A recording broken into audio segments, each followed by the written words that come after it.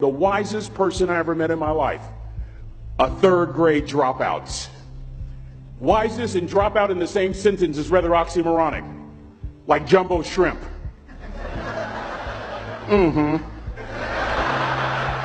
Like fun run, ain't nothing fun about it. Like Microsoft Works, y'all don't hear me. I used to say like country music, but I've lived in Texas so long, I love country music now. I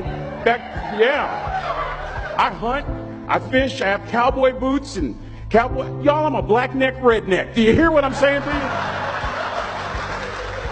you? No longer oxymoronic for me to say country music. And it's not oxymoronic for me to say third grade and dropout. That third grade dropout, the wisest person I ever met in my life, who taught me to combine knowledge and wisdom to make an impact, was my father. A simple cook. Wisest man I ever met in my life. Just a simple cook. Left school in the third grade to help out on the family farm, but just because he left school doesn't mean his education stopped. Mark Twain once said, "I've never allowed my schooling to get in the way of my education." My father taught himself how to read, taught himself how to write, decided in the midst of Jim Crowism, as America was breathing the last gasp of the Civil War, my father decided he was going to stand and be a man. Not a black man, not a brown man, not a white man, but a man. He literally challenged himself to be the best that he could all the days of his life. I have 4 degrees. My brother is a judge. We're not the smartest ones in our family. It's a third grade dropout daddy.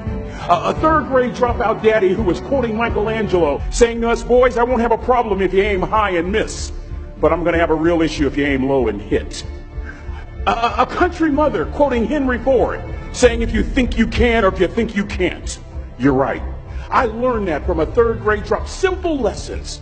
Lessons like these. Son, you'd rather be an hour early than a minute late. We never knew what time it was at my house because the clocks were always ahead. My mother said for nearly 30 years my father left the house at 3:45 in the morning. One day she asked him, "Why, Daddy?" He said, "Maybe one of my boys will catch me in the act of excellence. I want to share 2 things with you. Aristotle said you are what you repeatedly do. Therefore, excellence ought to be a habit, not an act. Don't ever forget that. I know you're tough, but always remember to be kind. Always. Don't ever forget that. Never embarrass Mama." Yeah. If Mama ain't happy, ain't nobody happy. If Daddy ain't happy, don't nobody care. But you know, I'm trying to tell you. Next lesson. Lesson from a cook over there in the galley. Son, make sure your servant's towel is bigger than your ego. Ego is the anesthesia that deadens the pain of stupidity.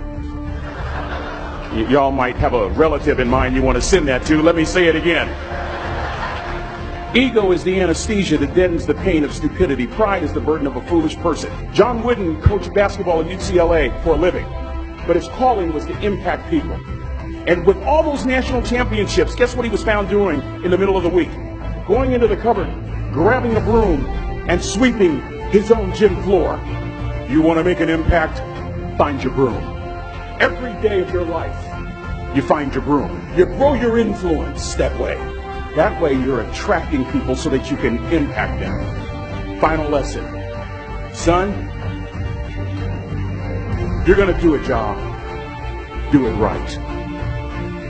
I've always been told how average I can be.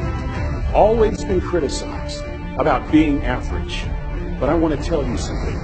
I stand here before you, before all of these people, not listening to those words, but telling myself every single day to shoot for the stars, to be the best that I can be. Good enough isn't good enough if it can be better, and better isn't good enough if it can be best. Let me close with a very personal story that I think will bring all this into focus. Wisdom will come to you in the unlikeliest of sources, a lot of times through failure.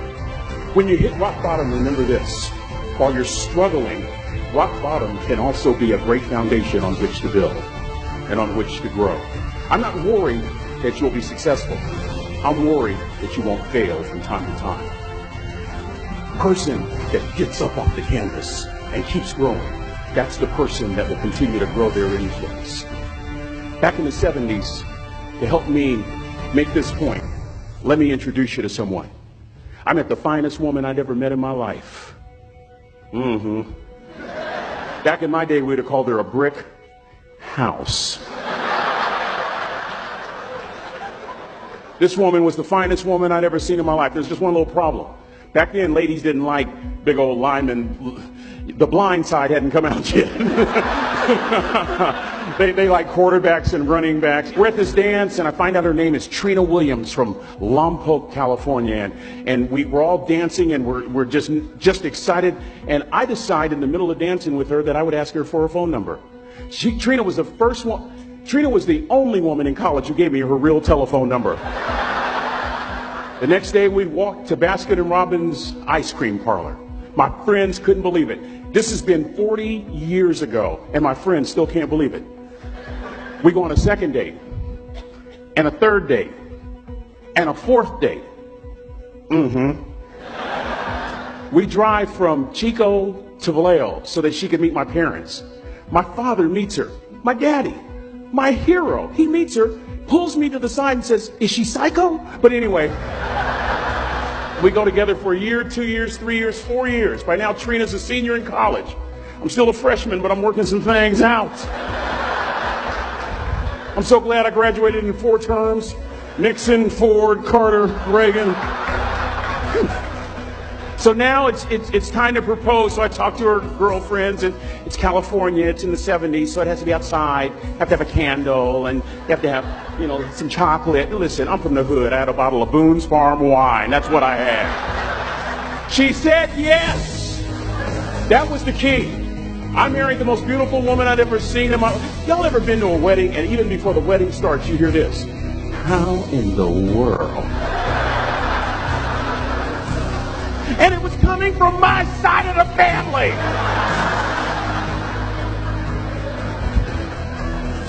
We get married, we have a few children, our lives are great. One day, Trina finds a lump in her left breast. Breast cancer. 6 years after that diagnosis, me and my 2 little boys walked up to Mommy's casket. And for 2 years, my heart didn't beat. If it wasn't for my faith in God, I wouldn't be standing here today. If it wasn't for those 2 little boys, there would have been no reason for which to go on. I was completely lost. That was rock bottom. You know what sustained me? The wisdom of a 3rd grade dropout. The wisdom of a simple cook. We're at the casket. I've never seen my dad cry. But this time I saw my dad cry. That was his daughter. Trina was his daughter, not his daughter-in-law. And I'm right behind my father, about to see her for the last time on this earth. And my father shared 3 words with me that changed my life right there at the casket. It would be the last lesson he would ever teach me. He said, "Son, just stand. You keep standing. You keep standing, no matter how rough the sea, you keep standing." And I'm not talking about just water. You keep standing. No matter what, you don't give up. And as clearly as I'm talking to you today, these were some of her last words to me. She looked me in the eye and she said, "It doesn't matter to me any longer how long I live. What matters to me most is how I live." I ask y'all one question, a question that I was asked all my life by a 3rd grade dropout. How you living? How you living? Every day ask yourself that question, how you living? Here's what a cook would suggest you to live this way. That you would not judge, that you would show up early, that you'd be kind, that you'd make sure that that servant's towel is huge and used, that if you're going to do something, you do it the right way. That cook would tell you this, that it's never wrong to do the right thing, that how you do anything is how you do everything. And in that way, you will grow your influence to make an impact. In that way, you will honor all those who have gone before you, who have invested in you. Look in those unlikeliest places for wisdom. Enhance your life every day by seeking that wisdom and asking yourself every night, how am I living? May God richly bless y'all. Thank you for having me.